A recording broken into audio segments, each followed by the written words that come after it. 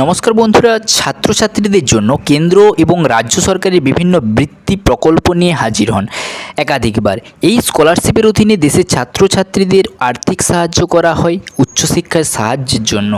এবারে একটি নয়া বৃত্তি প্রকল্প নিয়ে হাজির হয়েছেন রাজ্য সরকার। এই বৃত্তি প্রকল্পের নাম হলো নবান্ন স্কলারশিপ। কত টাকা পাওয়া যাবে এই স্কলারশিপের আওতায়, কারা এই স্কলারশিপে আবেদন করতে পারবে, কি সুবিধা পাবে, কিভাবে বা আবেদন করবে, সম্পূর্ণ আজকের এই ভিডিওর মাধ্যমে বিস্তারিত তোমাদেরকে ডিটেলসে জানাবো।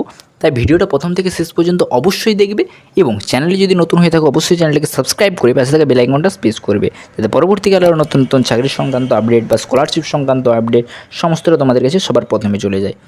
সো প্রথমে আমরা দেখে নিই যে নবান্ন স্কলারশিপের একটু বিস্তারিত। নবান্ন স্কলারশিপটা আসলে কী না, নবান্ন স্কলারশিপ হলো পশ্চিমবঙ্গ সরকারের একটি বৃত্তি প্রকল্প, যে প্রকল্পের আওতায় রাজ্য সরকারের রাজ্যের দরিদ্র শ্রেণীর ছাত্রছাত্রীদের উচ্চশিক্ষার জন্য আর্থিক সাহায্য করেন। এই প্রকল্পে আবেদন করার কিছু শর্ত রয়েছে, সমস্তটা আজকে বিস্তারিত জানাবো।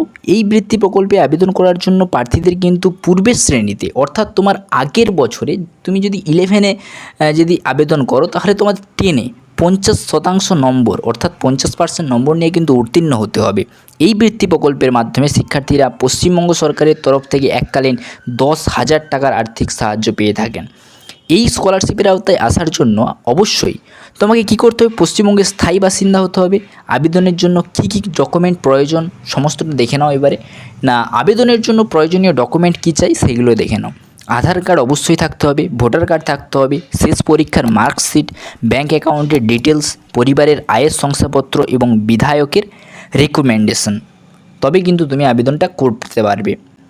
এবং এখানে তুমি কিভাবে আবেদন করতে পারবে না, এই বৃত্তি প্রকল্পে আবেদনের জন্য প্রার্থীরা অনলাইন এবং অফলাইন দুটার মাধ্যমে কিন্তু আবেদন করতে পারবে।